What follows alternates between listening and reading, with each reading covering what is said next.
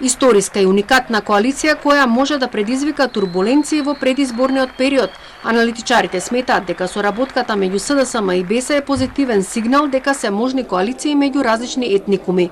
Ова е веќе нешто ново и сигурно во зависност како тоа ќе се рефлектира на денот на изборите, ќе има сериозни импликации врз политичкиот развој во државата.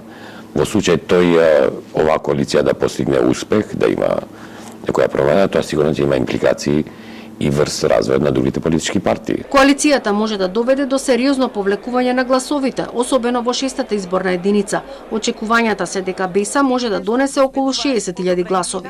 Албанците губат ако ова е нефункционална, ако е непродуктивна, ако влие врз изворното албанско политичко организирање, кое е битно за албанците.